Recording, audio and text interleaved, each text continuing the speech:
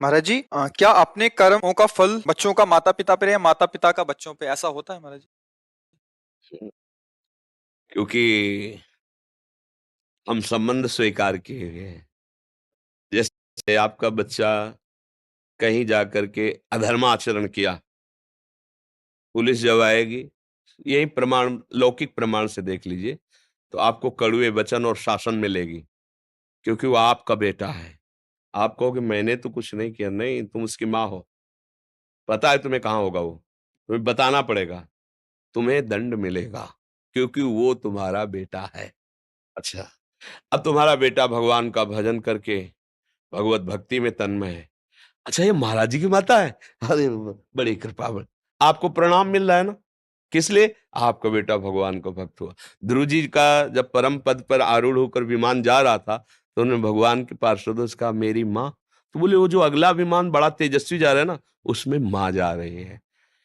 पुत्र के कर्मों का माता पिता परिवार पर प्रभाव, और माता पिता के कर्मों का पुत्र पे प्रभाव। कर्मों का तो इतना बड़ा सूक्ष्म स्वरूप है कि समझना, जैसे जुआ हो रहा है और आप केवल ऐसे ही जा रहे थे, देखा जुआ हो रहा है क्या, आप खड़े हो गए, और जब पुलिस आएगी ना, तो पहला डंडा तुम्हारे पड़ेगा। आप कहोगे मैं खेल नहीं रहा था, तो बोले यहाँ खड़े क्या कर रहे थे? बोले केवल देख रहा, देखने के संबंध में दंड हो गया, फिर वो तो तुम्हारे शरीर से प्रकट हुआ है, फिर यह शरीर का संबंधी है, फिर आपको भोगना पड़ेगा। इसीलिए भगवान से प्रार्थना करते हैं कि हमें ऐसा पुत्र मिले, ऐसा पति मिले, हमारा ऐसा परिवार मिले जो भगवान के चरणों में भक्ति रखता हो, हमें ऐसी जगह जन्म मिले जिससे हम, आप भक्त हो लेकिन आपका परिवार अभक्त है, अब वहां वो कोई भी अधर्म आचरण करेगा तो आपको उसका क्लेश भोगना पड़ेगा, नहीं भोगना पड़ेगा। भाई इसका पिता बंद करो इसको, अभी वो पता खुद खुद आ जाएगा, जब्त करो इसकी संपत्ति, जब्त करो। जब कोई बहुत अपराधी नहीं मिलता ना, तो उसका परिवार, उसका घर, उसके रिश्ते नाते दूर का मामा लगता है, उसके यहाँ भी डंडा चलेगा जाके, तुम्हारे यहाँ आया था, नहीं आया था, चार लोगों से पूछेंगे, हड़काएंगे, पूरी जगह देखेंगे, क्यों? बोले दूर का मामा लगता था। थोड़ा भी संबंध धर्मा, ऐसे ही भगवान की भक्ति करने वाले की 21 पीढ़ियां तर जाती, शास्त्र में लिखा 21 पीढ़ियां, क्यों? थोड़ा भी संबंध, क्यों? हमारे है, इसी संबंध से उसको लाभ मिल जाता है। तो ऐसा तो कर्म का सहयोग देखा गया, प्रगट में भी देखा गया है और बाहर भी देखा गया है। जैसे अग्नि की सामर्थ्य दाहिका शक्ति है, आप जान के छुओ, अनजान में छुओ, जबरदस्ती कोई छुआ दे या भूल से छू, सबका परिणाम एक ही होगा, वो जला देगी, उसमें दाहिका शक्ति है। ऐसे मन लगे तो राम कृष्ण हरि, मन न लगे तो राम कृष्ण हरि, फल बराबर मिलेगा। उसमें कोई भाव को भाव न खालसहु, नाम जपत मंगल दिस दसहु। इसलिए निरंतर नाम के प्रति तुम सुदृढ़ भाव रखो, भले न कर पाओ लेकिन भाव ये रखो कि मैं निरंतर जपूंगा, मन लगे या ना लगे, अशांति हो या शांति हो, दुर्गति हो या सदगति हो। अब एक बार तुम्हें छक के नाम जप करके देखूंगा, संत जन कहते हैं, शास्त्र कहते हैं, क्या होता है, एक बार देखूं।